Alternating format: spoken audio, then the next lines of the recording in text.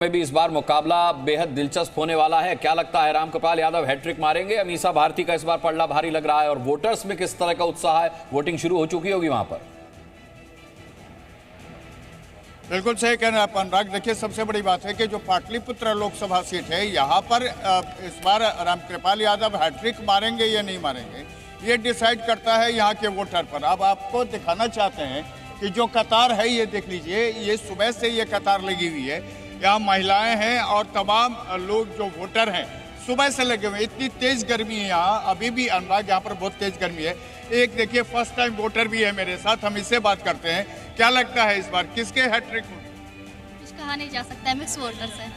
अच्छा, ये बताओ किस मुद्दों को लेकर के आपने पोल किया? बेरोजगारी, महिला सुरक्षा, एम्प्लॉयमेंट। देखिए अनुराग, आप देख लीजिए, जो भीड़ है यहाँ पर, महिलाओं की भीड़ है और सब कुछ। लेकिन एक जो अहम बात है पाटलिपुत्रा लोकसभा सीट के लिए कि यहाँ पर सर्वाधिक यादव वोटर है, लेकिन जब डिसाइडिंग वोटर की बात आती है तो उसके लिए सवर्ण और पासवान वोट और दलित वोट जिसकी तरफ जाता है उसकी जीत होती है। और यही वजह है कि 2 बार रामकृपाल यादव ने यहाँ से जीत हासिल की है। इस बार भी मैदान में है, उनके साथ सामने मीसा भारती हैं। अब देखना यह है कि पाटलिपुत्र के जो ये वोटर हैं, ये क्या डिसाइड करते हैं, ये किसको अपना वोट देते हैं। ठीक है, चलिए अब जल्दी से मैं एक बार क्विक रिएक्शन अपने एक्सपर्ट्स का ले लेती हूँ। और रुपेंद्र भी हमारे साथ जुड़े हुए काराकाट से, उनके पास मैं जाऊंगी। रुपेंद्र, चलिए पहले आप भी जल्दी से अपडेट दे दीजिए और लाइनें दिखा दीजिए, किस तरीके का उत्साह वहां पर दिख रहा है। और गर्मी बहुत है, तो क्या वोटर ने चुना है कि भैया जल्दी जल्दी सुबह पहुंचो और वोट दो और निकलो फिर? जी, वोटर जो है आपको काराकाट लोकसभा में, आप देखिए अभी मैं डेहरी में हूँ और यहाँ पर वोटरों की लाइन देखिए। और गर्मी जो है वो काफ़ी है। गर्मी की बात करें तो अभी डेहरी का तापमान, काराकाट लोकसभा के तापमान की बात करें तो न्यूनतम 30 डिग्री तो अधिकतम 43 डिग्री है, लेकिन फीलिंग जो है वो 50 डिग्री का है। और तस्वीर अब दिखा रहे हैं, सुबह की तस्वीर है और देखिए किस तरह से गर्मी से देखिए तरबदर जो है वो लोग हो चुके हैं। तो ये तस्वीर है काराकाट लोकसभा से, लेकिन हर कोई जो है वो लाइन में लगा हुआ है, हर कोई जो है अपना वोट जो है। चलिए, इतनी भीषण गर्मी के बाद भी मतदाता का उत्साह जो है वो चुनाव को और भी ज्यादा सफल बना रहा है। और यही एक जिम्मेदारी भी है मतदाता की कि वो घर से बाहर निकलें और अपने मताधिकार का इस्तेमाल करें। हमारे साथ स्टूडियो में मेहमान भी हैं, उनका अब रुख करेंगे। राजकिशोर जी, सबसे पहले आपसे जानना चाहूंगा वाराणसी सीट के बारे में, क्योंकि वहां मुकाबला एक तरफा बेशक हो लेकिन है बड़ा दिलचस्प। मैं देख रहा हूं कि 16 दिनों में 4 मुख्यमंत्री, 3 डिप्टी सीएम, 16 राष्ट्रीय अध्यक्ष, 14 केंद्रीय मंत्री और 11 मंत्री जो हैं योगी सरकार के, वो प्रचार कर चुके हैं। हमने कल देखा कि किस तरीके से चुनाव प्रचार खत्म होते ही प्रधानमंत्री ने भोजपुरी में भी सोशल मीडिया पर भाषण दिया। एक तरफा मुकाबला होते हुए भी इतनी कोशिश क्या बताती है? ये कोशिश सिर्फ ये बताती है कि भारतीय जनता पार्टी आखिरी तक चुपचाप नहीं बैठना चाहती। और मुझे लगता है कि किसी भी चुनाव को हल्के से नहीं लेना चाहिए। और यहाँ पर चूंकि भारतीय जनता पार्टी का सर्वोच्च नेता वहाँ से चुनाव लड़ रहा है, तो ज़्यादा से ज़्यादा अंतर हो। जो 10 लाख और 5 लाख की बात हो रही थी, चूंकि 2014 में सामने अरविंद केजरीवाल थे, उसके बाद जब सामने फिर अजय राय 19 में आए, तो अंतर लगातार बढ़ता चला गया।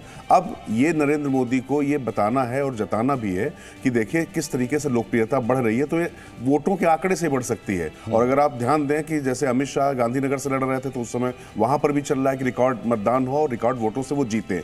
और मुझे लगता है कि लोकतंत्र में किसी भी चीज को टेकन फॉर ग्रांटेड कोई ले नहीं सकता है। और खासतौर से इतना बड़ा चुनाव है, तो उसमें अपने मतदाताओं तक पहुंचने की बात। और मुझे लगता है कि ये सारे सांसदों के लिए भी मैसेज है। अजय राय पर दांव चला है, तो क्या इससे ये भी संदेश गया कि कांग्रेस के पास कोई और चेहरा नहीं है प्रधानमंत्री के सामने खड़ा करने के लिए? फिर वही अजय राय जो रिकॉर्ड मतों से हार चुके हैं इससे पहले। देखिए, अजय राय, ये सच्चाई भी है, इसलिए भी नहीं है कोई चेहरा क्योंकि वो पार्टी के प्रदेश अध्यक्ष हैं। और बनारस में कम से कम कांग्रेस के पास या विपक्ष के पास आज की तारीख में एकमात्र नेता है जिनके पास अपना 30-40 हजार वोट तो कम से कम है। वरना जितने लोग हैं वो पार्टी पर ही चढ़कर मतलब अपनी नैया पार करने की कोशिश करते हैं। लेकिन अजय राय निश्चित तौर पर उन नेताओं में से जिनका अपना एक वोट बैंक है। और मुझे लगता है ये इससे बेहतर प्रत्याशी नहीं हो सकता। चलिए ठीक है, आनंद विजय जी, आपके पास आपका सवाल मेरा यही है कि प्रधानमंत्री मोदी की ध्यान की तस्वीर है और बहुत विवाद उस पर खड़ा हो गया है। क्या आज 7वें चरण के मतदान पर आप इसका असर देख रहे हैं, जैसा कि विपक्ष आरोप लगा रहा है? और विपक्ष क्या करेगा? विपक्ष उनकी प्रशंसा तो करेगा नहीं, विपक्ष का काम है आलोचना करना।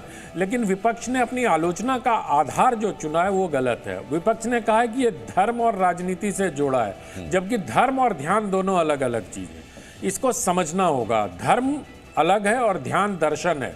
ध्यान धर्म नहीं होता है, ये विपक्ष के लोगों को समझना चाहिए। जब वो चुनाव आयोग के पास जाके धर्म और राजनीति को जोड़ने की वकालत करते हैं, तो अब बताऊं आपको, ये ध्यान लगाने की हमारे यहाँ परंपरा रही है। अगर आप रामायण में देखें, महाभारत में देखें, तो युद्ध के बाद, युद्ध के पहले प्रभु श्री राम भी ध्यानस्थ हुए थे। कृष्ण ने भी गीता का उपदेश तब दिया था जब ध्यानस्थ होके युद्ध के दौरान। मैं क्षमा चाहती हूँ, और क्षमा के साथ मैं इसमें इसलिए थोड़ा सा डिफर कर रही हूँ कि ध्यान लगाने से शायद विपक्ष को इतनी दिक्कत नहीं है जितना उसके सीधे प्रसारण से दिक्कत हो रही है, और यही शिकायत लेकर चुनाव आयोग भी पहुंचा है विपक्ष। उनको ऐसा लग रहा है विपक्ष को कि इससे जो सनातन से जोड़ा जा रहा है, और खुद बीजेपी के नेता इसको सनातन से जोड़ रहे हैं, तो इससे कहीं ना कहीं ऐसा ना हो कि पोलराइजेशन हो। मुझे लगता है कि मौन से डर रहे हैं लोग। अगर आप याद करिए कि नोएडा में जब चुनाव चल रहे थे, उसी समय अमरोहा में रैली हो रही थी प्रधानमंत्री की। तो ऐसा तो पूरे 7 चरणों के चुनाव में हो रहा था कि जब मतदान हो रहे हैं तो कहीं दूसरी जगह रैली हो रही है। आखिरी चरण है, तो आप किसी राजनेता से क्या उम्मीद करते हैं कि वो चुनाव के लिए अपने कौशल। चलिए आनंद जी, लौटेंगे आपके पास, मंडी का रुख करेंगे। इस वक्त मंडी से संदीप हमारे साथ संवाददाता हैं, उनका रुख करते हैं। कैसा मौसम है संदीप वहां पर, और किस तरीके की वोटिंग शुरू हुई है? 7 बजे के बाद क्या कुछ देख पा रहे हैं आप वहां पर? बिल्कुल, फिलहाल इस वक्त जो है वो पोलिंग स्टेशन में हूं, और इस पोलिंग स्टेशन की अगर मैं बात करूं तो इसे थीम बेस्ड पोलिंग स्टेशन के तौर पर तैयार किया गया है। ग्रीन पोलिंग स्टेशन इसका नाम दिया गया है।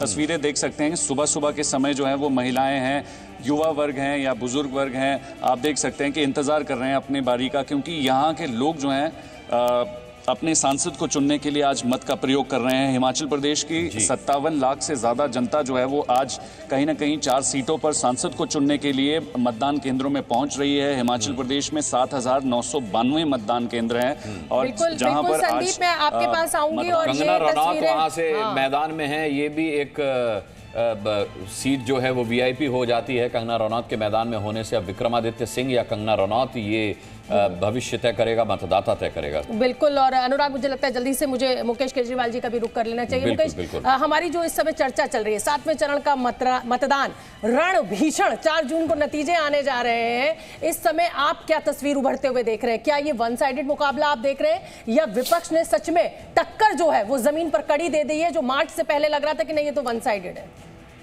काफी हद तक आपने जो कहा है वो बात बिल्कुल सही लग रही है मुझे, क्योंकि जो चुनाव की घोषणा हुई उस समय तक तो एक पूरा माहौल ऐसा लग रहा था कि कोई मुकाबला है नहीं, पूरी तरह से एक तरफा बात है।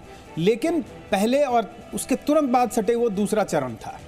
उसके बाद से देखें आप कि दोनों तरफ से बदलाव दिखाई दे रहा है। जहां विपक्ष के तेवर ऐसे मजबूत हुए हैं, हौसले बुलंद हुए हैं, वो दिखाई भी देने लगा है। और जनता का भी जो नैरेटिव देखें आप थोड़ा सा, वो बात जो संविधान को बदल देंगे, 400 का इसीलिए आंकड़ा पाना चाहते हैं कि संविधान बदल देने के 2 मतलब कहना चाह रहे थे कि एक तो कि वो दलितों और आदिवासियों को टारगेट कर रहे थे कि आपका आरक्षण खत्म कर देंगे। मुकेश जी, इस चंक में हमारे पास समय थोड़ा सा कम है। आरती टिक्कू जी का भी रुख कर लेते हैं। आरती जी, बिल्कुल सही कह रहे हैं क्या मुकेश केजरीवाल? क्योंकि हमें पता था ईवीएम की एंट्री होगी, और दिग्विजय सिंह ने ईवीएम की एंट्री करा दी है कि हमें तो ईवीएम पर शक है। यानी अब सारे मुद्दे छोड़ करके ईवीएम पर आना हताशा को साबित करता है। लगता है कि उनको भी लगने लगा है मुकाबला एक तरफा है।